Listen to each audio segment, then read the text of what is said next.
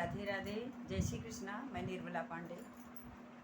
आज एक कजरी गीत गा रही हूँ। आप लोग को अच्छा लगे तो लाइक शेयर सब्सक्राइब जरूर कर देना और हमें अपना आशीर्वाद देना। बड़े को प्रणाम, छोटे को आशीर्वाद।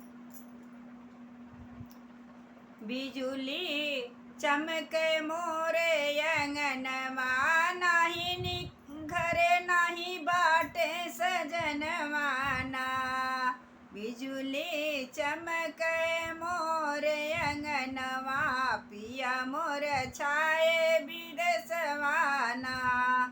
पिया मोर छाए विदेशवाना।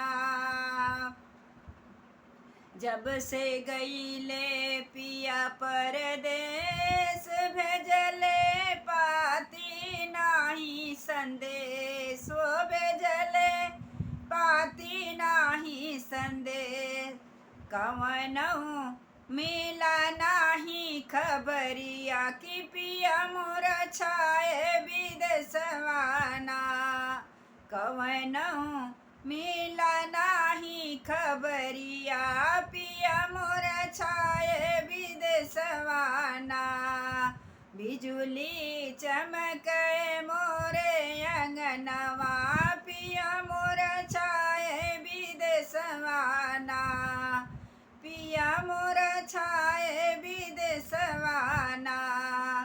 बिना पिया का सुन लागे घरवा और दुअरवा हो। घरवा और दुअरवा, बिना सुन लागई भवनवाना।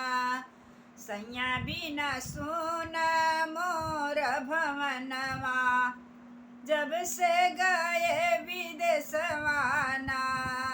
सैया बिना सुन भल भवनवा, जब से गए विदेशवाना। बिजुली चमके मोरे अंगनवा, हो पिया मोर गए विदेशवाना। पिया मोर छाए विदेशवाना। दादुर मोर पपिहा बोला, बिजुली रही रही चमके हो।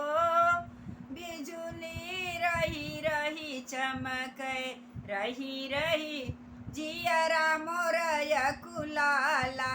नाही बाहे सजनवाना, रही रही जियरा मोर घबड़ाला। नाही बाटे सजनवाना।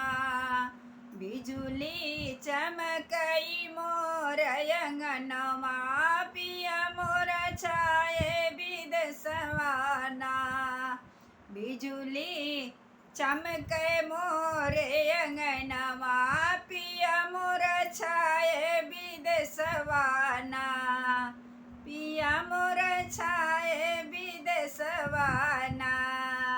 पिया बिना निकन लागई भवनवा, पिया मोर छाए विदेशवाना।